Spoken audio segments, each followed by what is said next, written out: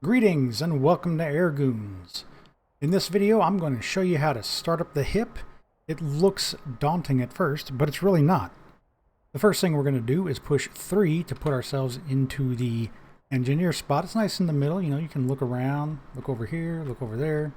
But we're going to start by looking up at all these nice switches. There we go. These 3 first rows are for your weapons. If you're just going to do transport, you can forget them. The way we turn these on is either by pushing the bar underneath it, or you can hold down right control, right shift, and do 1, 2, 3, 4, 5, 6, 7, 8, 9. Then they're all on. What we're going to do next is we're going to go over here. This is our electrical panel. We're going to turn on battery 1 and 2. We're also going to turn on these rectifiers so that way we don't forget about them. We're going to turn on our generators just because why not?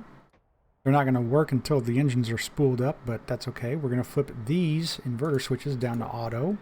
You'll hear that nice sound saying that, hey, you've got juice. We're going to come over here to our fuel. Just like with everything, electrical, fuel, all that good stuff. Turn on these fuel shutoffs. Then these down here are our pumps. Turn on all 3 pumps. We're going to go ahead and turn on our fire extinguisher too while we're at it. Now we're going to start the APU. We're going to right click that button so it goes up to start, and then we're going to just click the start button. This auto ignition light will come on to let you know that it is indeed starting up. While that's starting up, I like to go down here and take the rotor brake off. I also like to look over here, and right there I like to close that window. That's just me.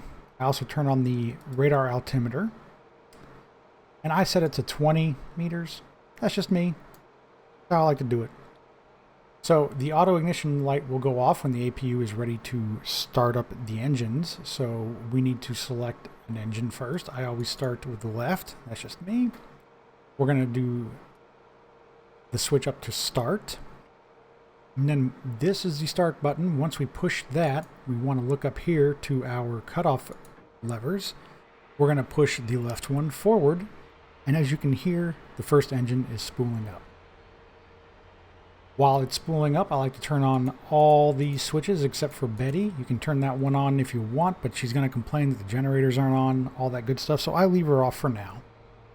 I'm also going to go over here and turn on all the co-pilot switches. I also turn the fans on because that's a nice visual indicator of when the generators aren't working, because they will only spin while the generators are working.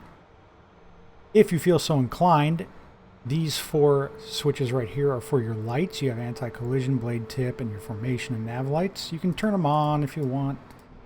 I usually don't bother. It's up to you.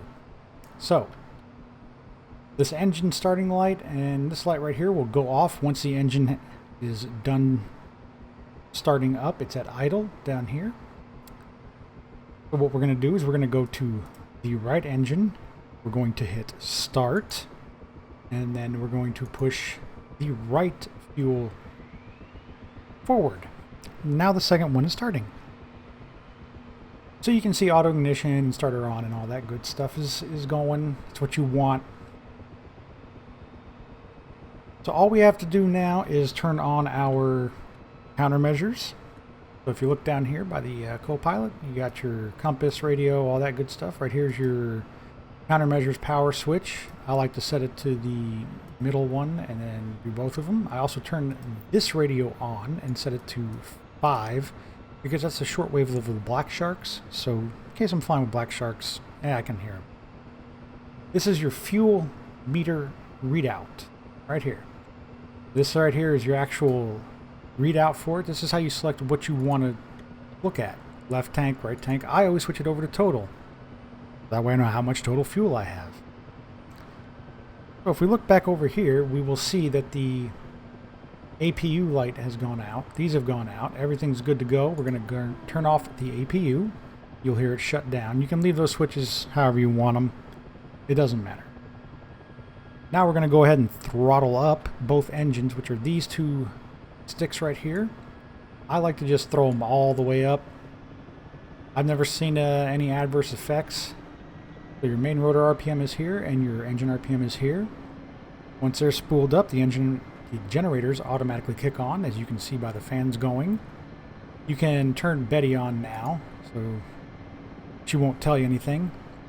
And this right here is your autopilot button. It's your basically it's your stabilization button. So once you have all that turned on, you are ready to rock. Thanks for watching.